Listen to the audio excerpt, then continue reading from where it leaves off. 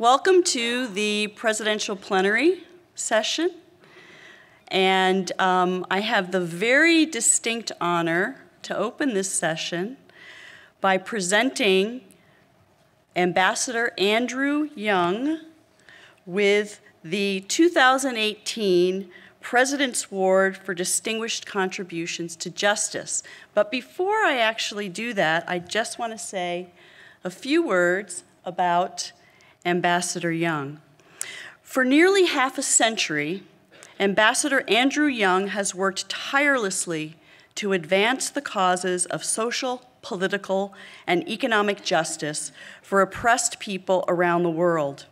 In 1961, he joined the Southern Christian Leadership Council to work with Martin Luther King Jr. on mobilizing people to fight for human rights and civil equality. He was one of Dr. King's top aides and was a skillful and deliberate strategist for some of the most successful civil rights campaigns of the civil rights era, including the Birmingham Campaign and the March on Washington in 1963.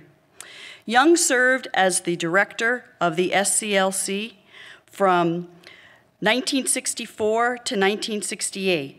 In this capacity, he helped draft the Civil Rights Act of 1964 and the Voting Rights Act, of 1965. After the assassination of Dr. King, he was named Executive Vice President of the SCLC and made voter registration and political activities a core mission of the SCLC. In the early 1970s, Ambassador Young not yet, but moved into the political arena as the first Black Georgian to be elected to the U.S. Congress since Restoration. President Jimmy Carter appointed Young U.S. Ambassador to the United Nations in 1977. Young was instrumental in making the protection of human rights and economic advancement in underdeveloped countries core objectives of U.S. foreign policy. In 1981, President Carter awarded Young the Presidential Medal of Freedom, America's highest civilian award. In the 1980s, he was elected to 2 terms as mayor of Atlanta and was instrumental in the city's rise from a southern urban center to modern-day Atlanta by facilitating its rise as an international city and bringing the 1996 Olympic Games to the city. In 1994, President Bill Clinton appointed him to oversee the Southern Africa Development Fund. Ambassador Young has written about his role in the fight for civil rights in several books, and his ongoing Emmy Award-winning Andrew Young Presents documentary series, which offers a series of 1-hour episodes exploring the history of civil rights as well as current national and global issues. Ambassador Young continues to fight for equality and economic justice with Good Works International, a consulting firm that he co-founded that supports development initiatives in Africa and the Caribbean. Ambassador Young is among our most esteemed civil rights activists and has received accolades that include the Presidential Medal of Freedom, the NAACP's Springham Medal, which is a really impressive medal, the National Academy of Television Arts and Sciences Lifetime Achievement Emmy, and more than 45 honorary degrees. Morehouse College named the Andrew Young Center for Global Leadership in his honor, and the intersection of St. James Street and King Street in St. Augustine, Florida, bears the name of Andrew Young Crossing. And the School of Public Policy at Georgia State University is also named in Ambassador Young's honor. The history and legacy of the Civil Rights March that he led from Lincolnville to the Plaza de la Constitution in St. Augustine is chronicled in the documentary Crossing in St. Augustine, and Andrew Young Crossing, where his footsteps have been etched into a 25-foot-long sidewalk with panels articulating the civil rights goals of freedom, nonviolence, equality, and justice. On behalf of the American Society of Criminology, it is my very great honor to present Ambassador Andrew Young with our 2018 Presidential Award for Distinguished Contributions to Justice.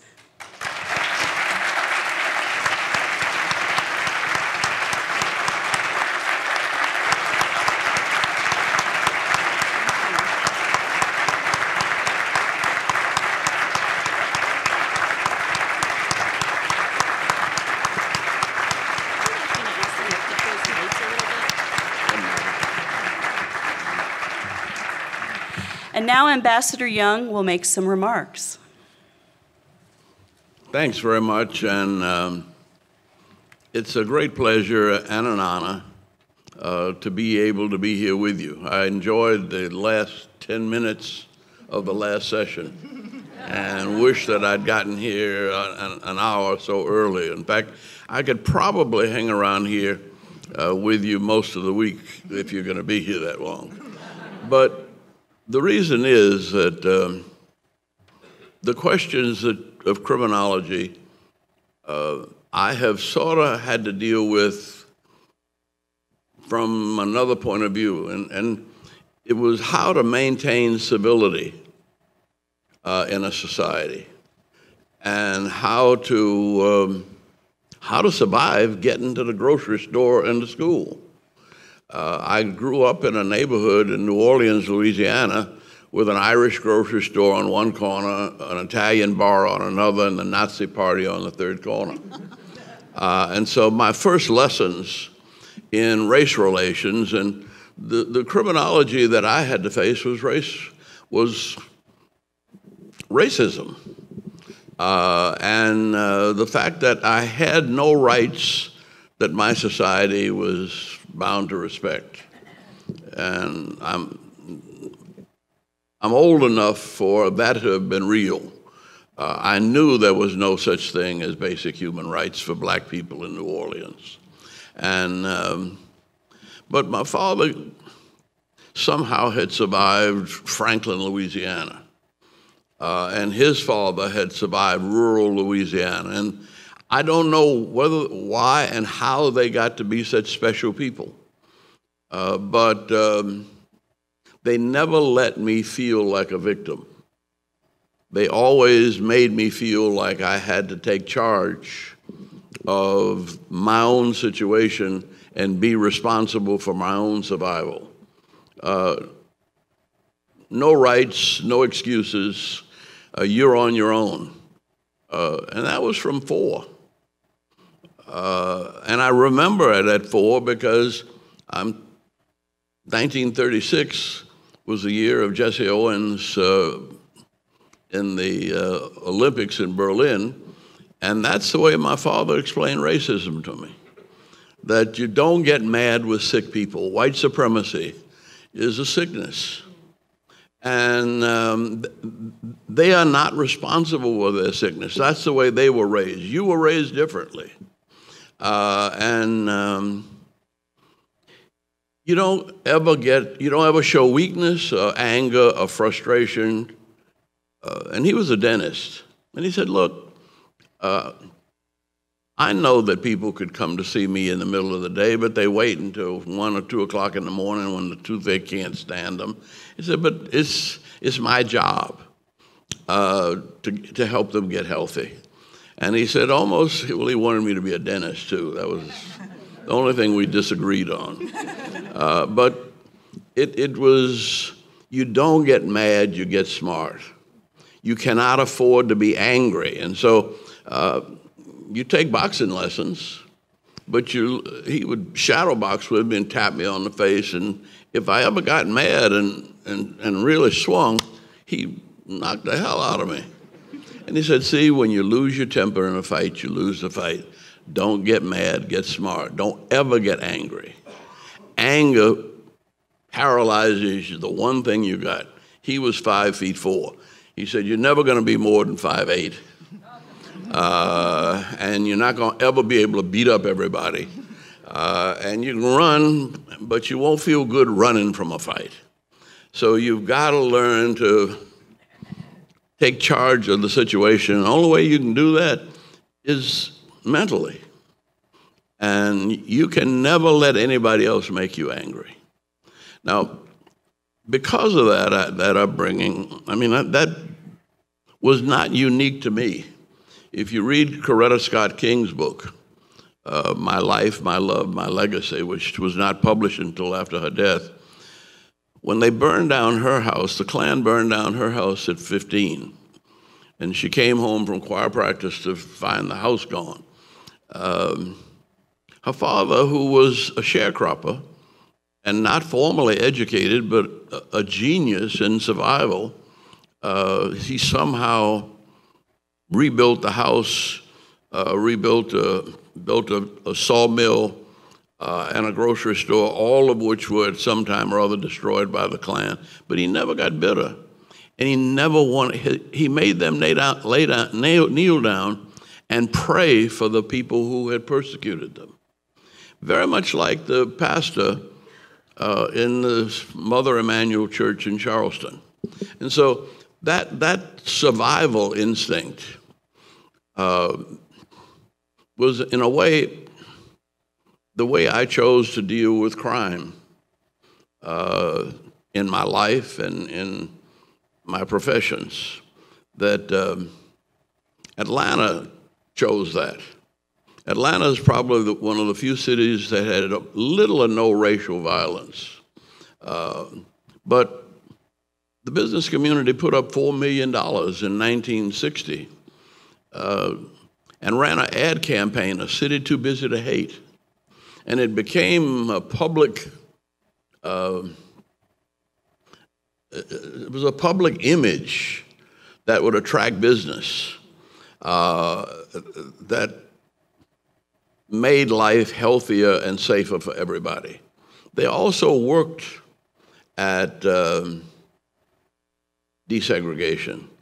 They didn't put it on the children. The Chamber of Commerce and the business community were the first to desegregate here. And so they established it from the top down. Now, by the time I got to be mayor, and I'm not supposed to talk long, but Say that? I know. Do you want to hear anything you But have by to the say? time I got to have to be responsible for a city myself,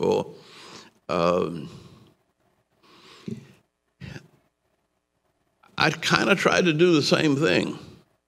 That I got the policemen finally to get out of their uniforms and to leave their guns and put the younger policemen in the housing projects in police athletic leagues. And so the idea is, if you get to know the kids before they're 10 years old, you're replacing them. You're giving them an image of a father figure. You're giving them a sense of self-confidence in their own masculinity. And we also did things like midnight basketball, always with the police present, but never in uniform and with guns. But the police ended up being the referees. And we had things about the size of this room with no sides, but 2 basketball goals and a bleacher. It wasn't very expensive, but it meant that there was some activity and some adult supervision. This was all part of our federal government until almost till Ronald Reagan years, where almost every public housing project had a social service network. And I think that it requires that. I listened about gun violence, and the guns were always around then. We've always had guns. But people didn't use them on each other, and they didn't use them in anger nearly so much.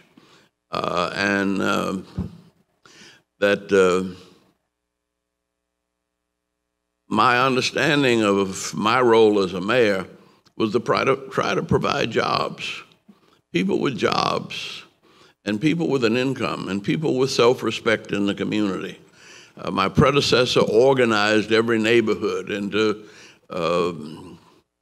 neighborhood units, but we couldn't have done it as mayors unless Coca-Cola and IBM gave loaned executives. And the Woodruff Foundation that built Emory and everything else around here with Coca-Cola stock, was the chair. And when they decided to put Beaufort Jones, the chair of the Woodruff Foundation, in charge of the desegregation of the city in some ways and the development of the poor, they had the nerve and the good sense to have Martin Luther King Sr. and Calvin Craig of the Ku Klux Klan as the co-chairs of the poverty program. I don't know how much analysis, and I know that's your business, but I never, well, I got a D in sociology at college. And my problem was that my professor, Dr. Krasovsky, had a PhD from the Sorbonne and the University of Chicago. But she was trying to teach me about juvenile delinquency. And I said, you know, I got put out of school in 3rd grade. And the guy that got put out with me never went back to school. He was in and out of every reform school and prison in Louisiana. But he kept me in school. And he cussed me out and made sure that I didn't waste my education. Because his mother got $1 a day plus car fare as a domestic servant. And she couldn't come to see him back in school. It was almost like I was branded from childhood as a reformer and pushed into leadership positions that to this day, those people who didn't make it, I was in the class of 1951 in college. Everybody in my class went to Korea. I had broken my arm in a segregated hospital, didn't set it right, so I couldn't hold a gun, so I didn't get to go to Korea. And so I know my classmates who went and didn't come back, and it's been that kind of life that has given me the experiences that I've had that we tried to make this a special place. And we've done pretty good so far. We've grown at least from 600,000 to 6.5 million in the last, well, since I was in Congress. And not that I had anything much to do with it, but we had crazy people coming forward saying Atlanta could have the Olympics. Well, we did the Olympics with volunteers, and everybody got to be a part of it. And we wouldn't have gotten it if we hadn't been so thoroughly integrated. In fact, it was the ethnic diversity of the city. We looked around at the city, and we had 200 nationalities in the UN, in the Olympic too. And we probably had 60, well, Georgia State had 141 different nationalities in that school some years back. It's probably 180 now. But everybody was identified and made to be responsible for hosting people from the countries where they spoke the language. And so trying to make a city work has been really a thrill, and it's the whole city, I think, that deserves any honor you give me. One more thing. This city is crazy enough to try to make itself a peace city. We were asked by the Nobel Prize committee or somebody to host in 2019 a meeting of Nobel Peace Prize winners. There are 2 of them that happen to be from this city, Martin Luther King and President Jimmy Carter. In looking for an image for the city to move past a city too busy to hate, we're trying to figure out a way to organize a city that's not too busy to love and care for its children. And where I start every time I go to Georgia State, because it's so damn big, I asked the professor not to introduce me, but I asked the students to introduce themselves because they don't even know the people sitting next to them. And that's what we've got to do. We've got to humanize our environment. Bernice King, Martin Luther King's baby daughter, went to the middle school of black girls that they named for Coretta Scott King. and she challenged them to try to live 100 days of nonviolence. And this was a school where there was a lot of anger, a lot of bitterness and frustration. Girls were fighting and cutting and all the time. And after 100 days of conscientious nonviolence, with Bernice out there with them, it made a difference. It also made a difference in their attendance, their achievements, and I think that while you analyze and study, I think we've got to do more active experimenting. What Jimmy Carter practiced around the world, I call the politics of respect. And he did not kill anybody in his presidency, and nobody got killed. And I think it was one simple thing that he did. He gave me a little piece of paper about like this when he swore me in as ambassador of the United Nations, and it had on it in his handwriting, go to as many African leaders as you can. Ask them what they expect of this administration and how we can help them. Cy Vance did the same thing with Europe. Mrs. Carter went to Latin America. I mean, somebody went everywhere and asked their opinion. They told us what they wanted, how they wanted us to help them, and it was almost exactly what we wanted to do. But because it was their idea, it didn't cost us any money, we didn't have to kill anybody, and we didn't get anybody killed. I mean, peace is practical. Peace makes sense, and peace is possible. And I hope, I wish you can watch us and document that. Well, this light the candle instead of cursing the darkness.